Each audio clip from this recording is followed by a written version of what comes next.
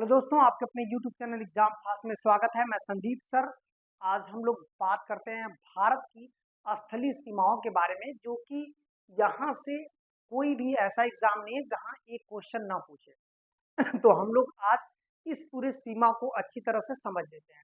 ठीक है, आज देखते हैं। ये मैप भारत का है और भारत की स्थलीय सीमाएं जो है देखा जाए तो देखिएगा, यहाँ पर भारत की स्थलीय सीमाएं टोटल 15,200 किलोमीटर है। तो याद रखना है कि ये 15,200 किलोमीटर जो बना हुआ है सीमा, ये कैसा है? ये आपका तटीय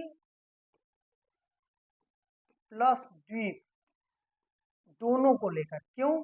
क्योंकि द्वीपों का जो परसेंटेज रहा है, यदि देखा जाए तो वो कितना है, तो उसको हम लोग देख लेंगे कि कितने द्वीप में सीमाएं बनाता है। तो यदि समुद्र तट वाला देखा जाए तो समुद्र तट की बात करेंगे तो 6100 किलोमीटर है, लेकिन आप देखेंगे ये सभी सीमाएं आ जाएंगी।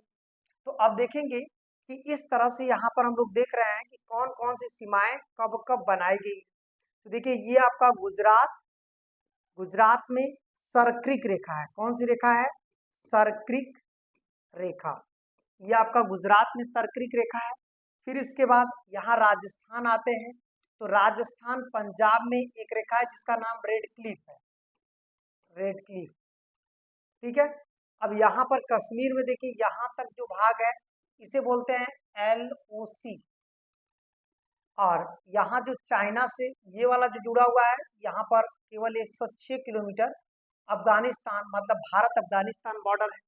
और इधर वाला जो भाग है इसको हम लोग बोलते हैं LAC, line of actual control. ये भारत और तिब्बत को अलग करता है, भारत और तिब्बत को अलग करता है। ठीक है। और उत्तराखंड में जो है ये जो सीमा बनाया गया है वो ITBP का बनाया गया है, इंडियन तिब्बत बल। ठीक है, इसका मतलब है कि इंडियन तिब्बत सीमा, वहीं पे ITBP रहती है। फिर इसके बाद बात करते हैं जो आपका अरुणाचल प्रदेश वाला है, इसको बोला जाता है मैकमोहन। मैकमोहन जो है सीमा अरुणाचल प्रदेश में है, जो कि चाइना को अलग करती है। फिर इसके बाद नेपाल से भारत नेपाल बॉर्डर है, भूटान से Indo Nepal Indo Bhutan border है, म्यांमार से इंडो म्यांमार बॉर्डर है। ये सभी सीमाएं अलग अलग करती हैं। ठीक है, तो ये तो हो गया आपका स्थलीय सीमा, भारत की स्थलीय सीमा। अब बात करते हैं स्थलीय सीमा 15,200। अब जब समुद्र और द्वीप का तो अलग अलग होगा, लेकिन ये टोटल 15,200 सीमा, जिसमें सबसे लंबा सीमा किसके साथ जुड़ता है, तो ये आपका हो जाता है बांग्लादेश। ठीक है, यहाँ पर देखिएगा बांग्लादेश के साथ, ये आप देख रहे हैं, ये बांग्लादेश के साथ भारत की सबसे लंबी सीमा जुड़ती है बांग्लादेश के साथ। कितना जुड़ती है? तो 4,096 किलोमीटर की जो सीमा है वो किसके साथ जुड़ती है? बांग्लादेश के साथ जो है 4,096 किलोमीटर की सीमा जुड़ जाती है। तो ये एक इम्पॉर्टेंट पॉइंट बन सकता है वनडे परीक्षाओं के लिए, सिविल सर्विसेज परीक्षाओं के लिए।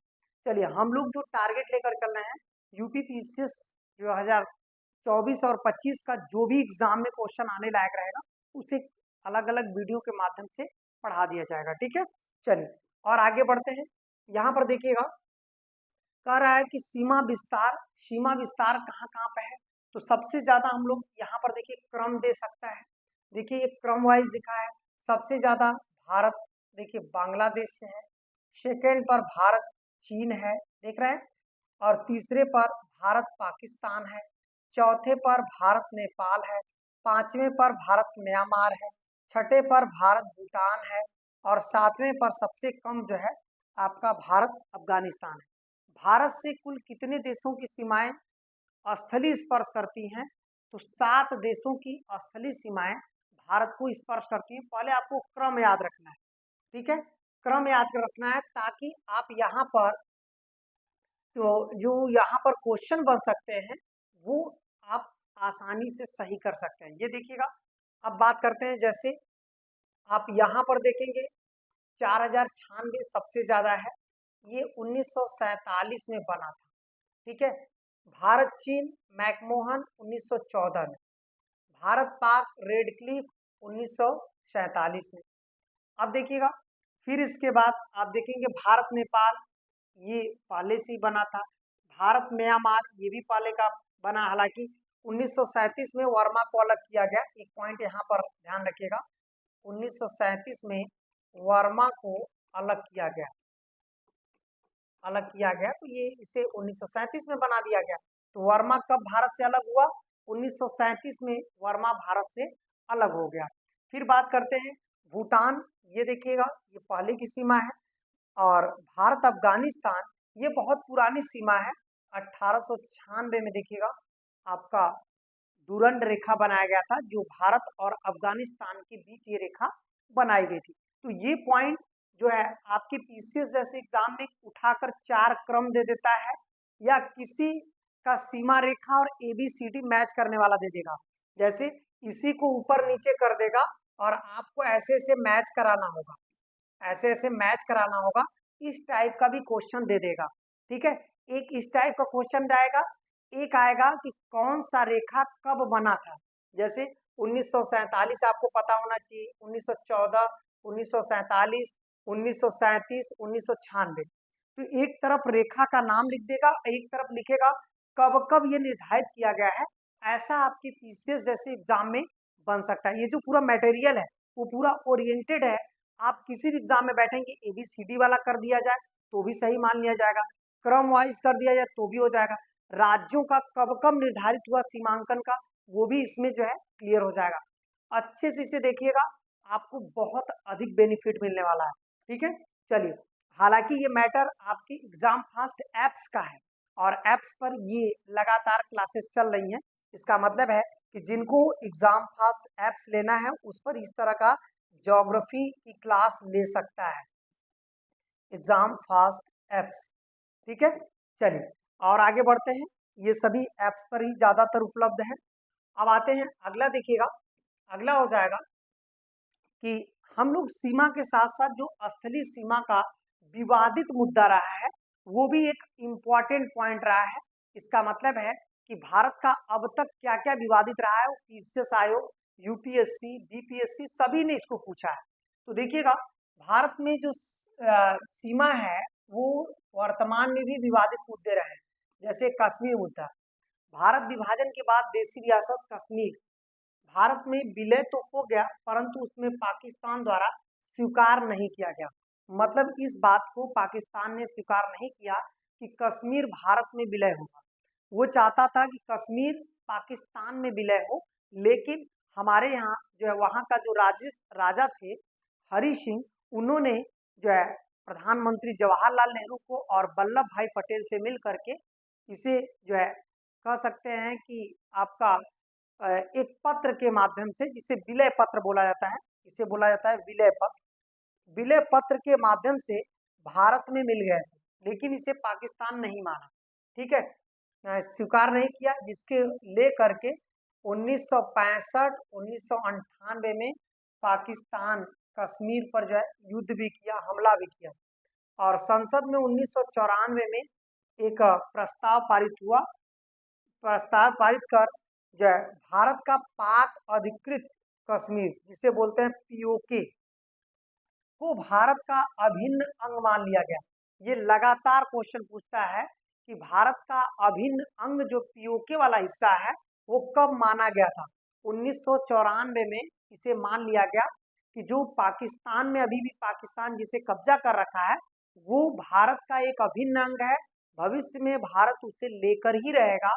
ये जो है हमारी संसद कब इस बिल को पास की थी, तो ये बिल कब पास हुआ था, तो इसका सही पॉइंट क्या हो जाएगा, ये हो जाएगा 1994 को यह बिल पास हुआ था और इसे भारत का अभिन्न अंग मान लिया गया। अब देखिए अनुच्छेद 370 को हटाकर 31 अक्टूबर 2019 को भारत का पूर्ण राज्य कश्मीर घोषित हो गया। अब कश्मीर पर विशेष जो संविधान था 370 के तहत, अब उसे भी 31 अक्टूबर 2019 को हटा दिया गया। ये पॉइंट बहुत इंपॉर्टेंट है, आपकी पीसीएस जैसे एग्जाम में ये भी पूछ सकता है कब कब पाकिस्तान ने युद्ध किया कश्मीर को लेकर, 370 क्या है, इसे कब हटाया गया, ये सब क्वेश्चन आपके एग्जाम में पूछे जा सकते हैं। ठीक है, चलिए और आगे बढ़ते हैं।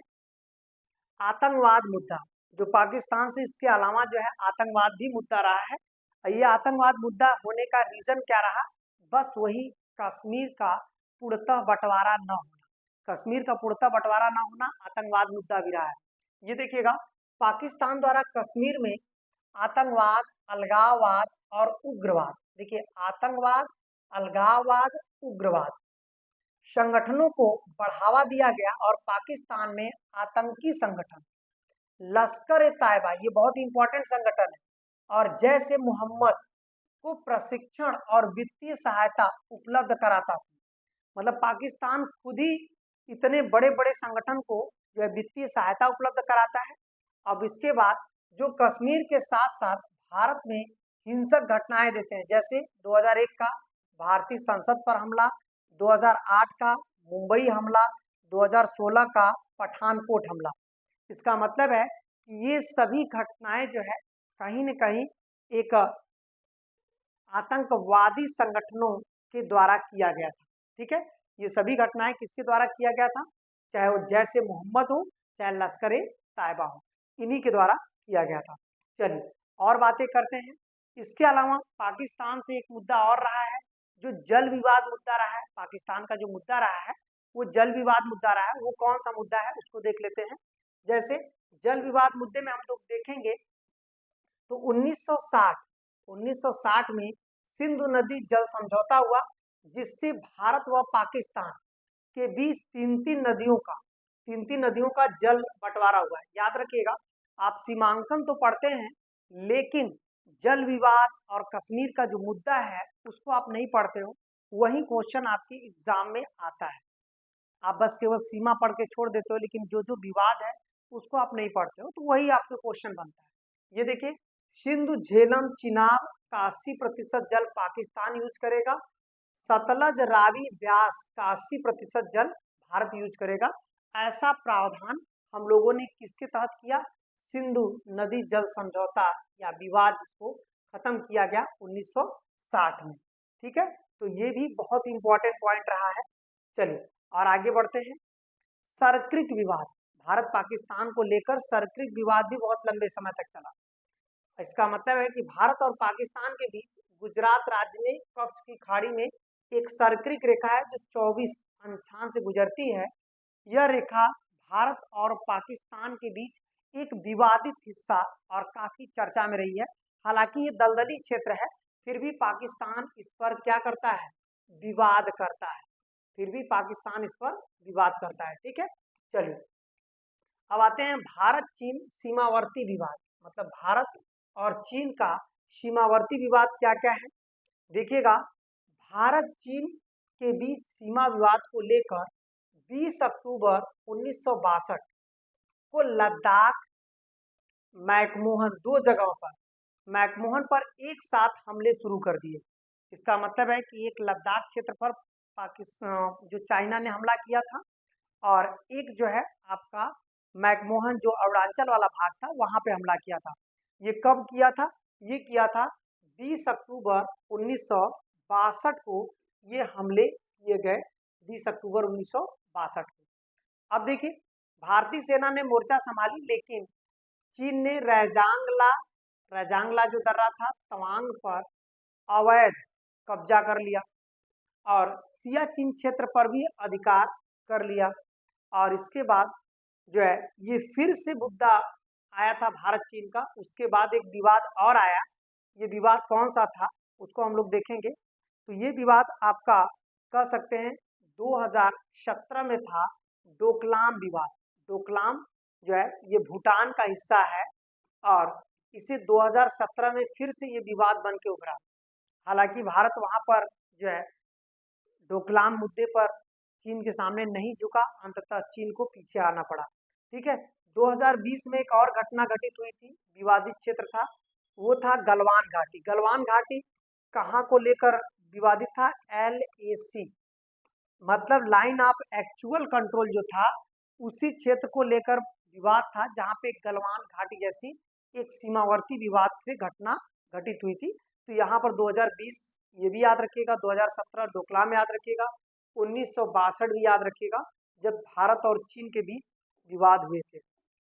चलिए अब आते हैं, भारत और नेपाल के बीच भी विवाद रहा है और भारत नेपाल के बीच में एक संधि हुई थी जिसे कहते हैं संगोल की संधि। यह संधि 1800 जो है 16 में हुई और फिर बाद में उसे 18 में जो है इस संधि को मान्यता दे दिया गया। ये देखिएगा, भारत नेपाल सीमा विवाद निश्चितकरण एक संगोल की संधि 1816-17 को लेकर लिपुलेख काली नदी क्षेत्र को अपना हिस्सा नेपाल मानता है, लेकिन वर्तमान समय में इस क्षेत्र को लेकर काला पानी भारत का विवादित हिस्सा बना हुआ है। इसका मतलब है कि लिपुलेख, काला पानी और काली नदी वाला जो क्षेत्र है वो भारत जो है उन क्षेत्रों को नेपाल प्राप्त करना चाहता है, लेकिन भारत उसे नहीं देना चाहता है क्योंकि इसका उपयोग चीन अवैध तरीके से कर सकता है। और ये संगोली की संधि भारत की सबसे पुरानी संधि है। ये देखिएगा, भारत की सबसे पुरानी संधि, यदि पूछेगा भारत की सबसे पुरानी संधि कौन सी है तो संगोल की संधि भारत की सबसे पुरानी संधि रही है। ये भी बहुत इंपॉर्टेंट पॉइंट रहा है आपकी एग्जाम की दृष्टि से। ठीक है, चलिए और आगे बढ़ते हैं। भारत और बांग्लादेश की सीमा, भारत और बांग्लादेश की सीमा को लेकर यदि देखा जाए तो भारत और बांग्लादेश के बीच जो है कई द्वीपों और क्षेत्रों पर विवाद था, जिसमें आप देखेंगे 3 बीघा जमीन विवाद, ये बहुत चर्चा में रहा है, 3 बीघा जमीन विवाद।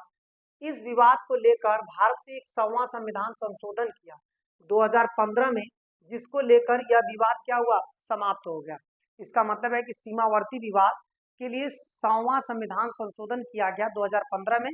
कुछ जिले और कुछ स्थानों को बांग्लादेश को हस्तांतरित किया गया और कुछ बांग्लादेश का भारत में लाया गया, तो इससे भारत और बांग्लादेश का विवाद क्या हुआ, समाप्त हो गया। ठीक है, तो इस तरह से आज का जो सेशन रहा है, आज का सेशन हम लोग इतना ही देखेंगे, फिर हम लोग मिलेंगे नेक्स्ट क्लास में। वीडियो यदि पसंद आती है तो दोस्तों चैनल को सब्सक्राइब कर लीजिएगा और जो भी देख रहे हैं वो लोग लाइक भी कर देंगे। प्रयास करिए कुछ शेयर करने के लिए, ये हमारा गुरु दक्षिणा रहेगा। मैं यदि आपको निःशुल्क में पढ़ा रहा हूँ तो आपका एक फर्ज बनता है शेयर करने का। ठीक है, धन्यवाद, फिर मिलते हैं।